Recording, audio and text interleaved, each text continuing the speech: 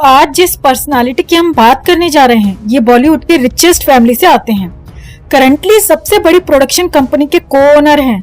कई A listers इनके आगे पीछे घूमते हैं। ये इंडस्ट्री जो बदनाम है इस बात के लिए कि यहाँ पर कोई किसी का सगा नहीं होता, इसी इंडस्ट्री में इन्होंने बता दिया कि सगा ही सब कुछ होता है। चाचा भतीजे की ऐसी जोड़ी बनाई कि कंपनी को आज सबसे टॉप पर ले आए हैं।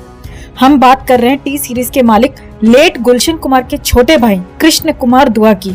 कृष्ण कुमार दुआ की जिंदगी से जुड़ी वो बातें हम आपको बताएंगे जो आप शायद ही जानते होंगे। कृष्ण कुमार कब एक जूस की दुकान पर जूस बेचा करते थे, क्यों अपने करियर के टॉप पर उन्होंने एक्टिंग छोड़नी पड़ी थी, और कैसे कृष्ण कुमार ने दो बड़े आर्टिस्ट का करियर लगाया ठिकाने, एक नदीम और दूसरी अनुराधा पौडवाल। आप भी इस खबर को ज्यादा से ज्यादा लाइक और शेयर कर अपना प्यार और सपोर्ट दिखाएं और चैनल के साथ जुड़कर चैनल को सब्सक्राइब कर हमारी आवाज बने। तो कृष्ण कुमार के पिता का नाम था चंद्रभान, जो कि पंजाब से थे, लेकिन पार्टीशन के बाद वो दिल्ली आ गए।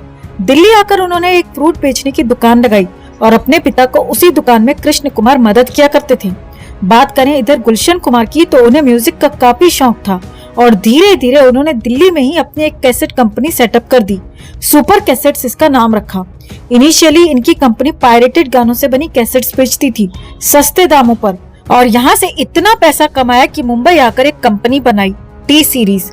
जैसे ही गुलशन कुमार ने मुंबई में अपने पैर जमा लिए, इन्होंने अपने छोटे भाई कृष्ण कुमार को भी मुंबई बुला लिया। कहते हैं कि गुलशन कुमार खुद एक एक्टर बनना चाहते थे, लेकिन उन्हें फिल्म इंडस्ट्री में किसी ने काम नहीं दिया। यही कारण है कि जब गुलशन कुमार खुद म्यूजिक में बड़ा नाम हो गए और अच्छा पैसा कमा लिया, तब उन्होंने अपने भाई कृष्ण कुमार के थ्रू अपना सपना सच किया। उन्होंने कृष्ण कुमार को एक्टर बनाने के लिए फिल्म बनाई एज अ प्रोड्यूसर। ये फिल्म थी आजा मेरी जान। इस फिल्म को देवानंद के भतीजे केतन आनंद ने डायरेक्ट किया था और तानिया सिंह इस फिल्म की एक्ट्रेस थी, जो आज कृष्ण कुमार की वाइफ हैं। 1993 में ये फिल्म आई थी और इस फिल्म को प्रोड्यूस गुलशन कुमार ने ही किया था। हालांकि ये फिल्म सुपर फ्लॉप रही। इसके बाद गुलशन कुमार ने भाई कृष्ण कुमार के लिए कुछ और फिल्में बनाई, जिसमें कसम तेरी कसम, शबनम जैसी फिल्में शामिल हैं, लेकिन ये फिल्में भी फ्लॉप रही। कृष्ण कुमार की किस्मत खुली 1995 में, जब गुलशन कुमार ने अपना पुराना पैंतरा लगाकर फिल्म बनाई। आपको बता दें कि टी सीरीज खड़ा हुआ है म्यूजिकल हिट्स पे।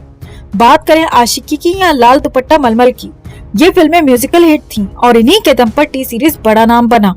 यही कारण है कि जब कृष्ण कुमार का करियर टेक ऑफ नहीं कर पाया, तब गुलशन कुमार ने वही फॉर्मूला लगाया, सुपरहिट गाने बनाए, उन गानों के इर्द गिर्द एक कहानी बनाई और इस तरह से फिल्म बनी बेवफा सनम। बेवफा सनम अपने टाइम की अलग फिल्म थी। इस फिल्म के ट्रेलर में ऐसा कुछ दिखा दिया कि लोगों को फिल्म का इंतजार रहने लगा। दरअसल ट्रेलर में दिखाया गया कि हीरो हीरोइन को शूट कर देता है। अब तक फिल्मों में ऐसा नहीं दिखाया जाता था। अब तक हीरो हीरोइन को हासिल करता था, लड़ता था, विलन से झगड़ता था, लेकिन अब हीरो ही हीरोइन को मार रहा है। ये बहुत ही शॉकिंग था। यही कारण है कि लोग इस फिल्म को देखना चाहते थे और उसके बाद इस फिल्म के गाने अच्छा सिला दिया तूने मेरे प्यार का, ओ दिल तोड़ के हंसती हो मेरा, ये सारे गाने सुपरहिट हुए थे। और इस फिल्म ने सोनू निगम, जो उस वक्त नए सिंगर थे, उनकी पहचान हिंदुस्तान के घर घर में बना दी। ये फिल्म सुपरहिट रही। इस फिल्म के गाने बेहद सक्सेसफुल रहे। इधर गुलशन कुमार बेहद खुश थे कि फाइनली वो अपने भाई का करियर बना चुके हैं, उसे एक हिट एक्टर के रूप में साबित कर चुके हैं। कुछ और प्रोजेक्ट्स वो कृष्ण कुमार के साथ बना रहे थे और म्यूजिक के मामले में भी उनका मार्केट बहुत बड़ा हो गया था। फिल्म इंडस्ट्री की दूसरी कंपनीज को उन्होंने ऑलरेडी पछाड़ दिया था और फिल्म इंडस्ट्री के बिगेस्ट म्यूजिक लेबल वो बन चुके थे। लेकिन ईयर 1997 में गुलशन कुमार की हत्या कर दी गई और उसके बाद कृष्ण कुमार की जिंदगी पूरी तरह से पलट गई। जो कृष्ण कुमार कुछ और फिल्मों में काम कर रहे थे, आगे चलकर बड़े हीरो के रूप में सपने देख चुके थे, उन्हें अब अपने भाई की जिम्मेदारी लेनी थी और भाई का बेटा यानी कि भूषण कुमार, जो उस वक्त 19 साल के थे, उन्हें बिजनेस के पैंतरे समझाने थे, टी सीरीज को फिर से खड़ा करना था। यही कारण है कि कृष्ण कुमार ने तभी एक्टिंग छोड़ दी और भूषण कुमार को बिजनेस सिखाने लगे, खुद टी सीरीज को संभालने लगे। फैमिली के अंदर भी काफी डिस्प्यूट्स थे, जो कृष्ण कुमार ने भूषण कुमार के साथ रहकर सारे सॉर्ट आउट किए और टी सीरीज से भी उन लोगों को हटाया गया जो दोस्त बनकर टी सीरीज को नुकसान पहुंचा रहे थे, जिसमें सबसे पहला नाम है नदीम श्रवण वाले नदीम का।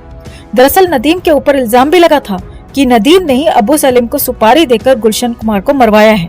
और उसके बाद दूसरा नंबर लगा अनुराधा पौडवाल का, जो न सिर्फ टी सीरीज की मेन आवाज थी बल्कि टी सीरीज के डायरेक्टर्स में से भी एक थी।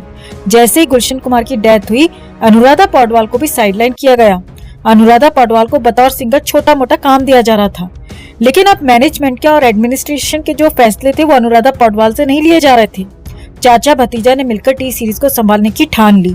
जो प्रोजेक्ट फ्रूटफुल थे उन्हें कंटिन्यू किया गया और जो प्रोजेक्ट फ्रूटफुल नहीं लग रहे थे, जो शुरू भी नहीं हुए थे, उन्हें वहीं पर छोड़ दिया गया। आपको बता दें, गुलशन कुमार के दूसरे भाई गोपाल कृष्ण ने टी सीरीज को हथियाने की कोशिश की और टी सीरीज के दूसरे बिजनेस जो थे उन पर भी कंट्रोल करने की कोशिश की।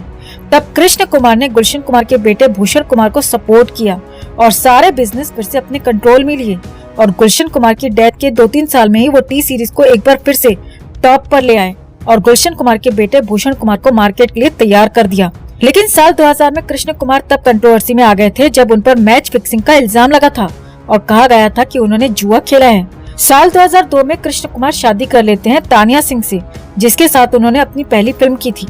तानिया सिंह म्यूजिक कंपोजर अजीत सिंह की बेटी हैं और खुद भी एक्ट्रेस होने के साथ सिंगर हैं। तानिया सिंह से उन्हें बेटी हुई टिशा, जिस टिशा की हाल ही में डेथ हुई और उसकी डेथ ने कृष्ण कुमार को तोड़ दिया।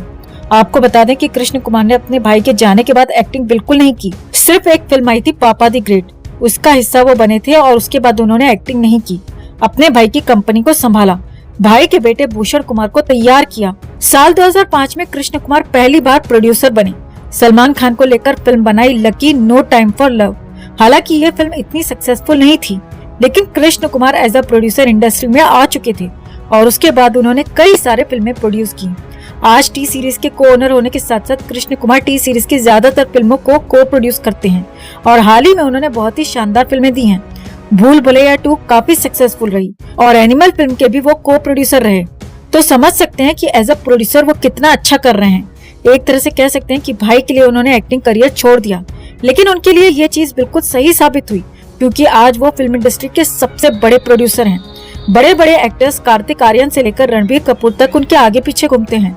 लेकिन हाल ही में जब कृष्ण कुमार ने अपनी 20 साल की बेटी को खो दिया और वो एक टूटे हुए पिता के रूप में नजर आए तो सभी को बहुत ज्यादा दुख हुआ क्योंकि इंडस्ट्री में उन्हें एक अच्छा प्लेयर माना जाता है। वो अच्छे तरीके से बिजनेस करते हैं, लेकिन इस पर्सनल लॉस ने उन्हें बुरी तरह से तोड़कर रख दिया। बात करें अगर टी सीरीज की कि टी सीरीज में कृष्ण कुमार की क्या भूमिका है, क्योंकि मेन हेड तो भूषण कुमार हैं, तो फिर कृष्ण कुमार क्या करते हैं? तो रिपोर्ट्स के मुताबिक कृष्ण कुमार टी सीरीज में मुंबई का मार्केट संभालते हैं। फिर चाहे म्यूजिक एक्विजिशन हो, रिकॉर्डिंग्स हो या टीवी प्रोडक्शन हो या फिल्म प्रोडक्शन हो, ये सारी चीजें कृष्ण कुमार ही देखते हैं। खैर, ये तो हो गया कि ऑन पेपर उनका क्या रोल है, लेकिन पीछे रहकर भी वो बहुत कुछ निपटाते हैं। टी सीरीज के जितने प्रोफेशनल मामले झगड़े हैं वो सब कृष्ण कुमार ही क्लियर करते हैं। और तो और, जब हाल ही में भूषण कुमार और दिव्या खोसला के अलग होने की खबरें आई थी, तब कहा गया था कि पूरी सिचुएशन को कृष्ण कुमार ने इतने अच्छे से संभाला कि मीडिया में कोई बात भी नहीं आई और मामला भी निपट गया। कुछ इस तरह के शानदार प्लेयर हैं। शानदार तरीके से वो बिजनेस और बाकी चीजों को मैनेज कर लेते हैं। कृष्ण कुमार ने जिस तरीके से भूषण कुमार को बिजनेस सिखाया है, जिस तरीके से उन्होंने भूषण कुमार को आज इंडस्ट्री के सबसे बड़े आदमी के रूप में खड़ा किया है, उससे न सिर्फ ये पता चलता है कि इस इंडस्ट्री में सगे रिश्ते ही सब कुछ हैं, चाचा भतीजे की इस जोड़ी ने म्यूजिक इंडस्ट्री और फिल्म इंडस्ट्री दोनों को डोमिनेट किया हुआ है। बल्कि ये भी कह सकते हैं कि जिस तरह से गुलशन कुमार ने कृष्ण कुमार को इंडस्ट्री में खड़ा किया है, उसी का कर्ज अदा करके उन्होंने भूषण कुमार को इंडस्ट्री के लिए तैयार किया।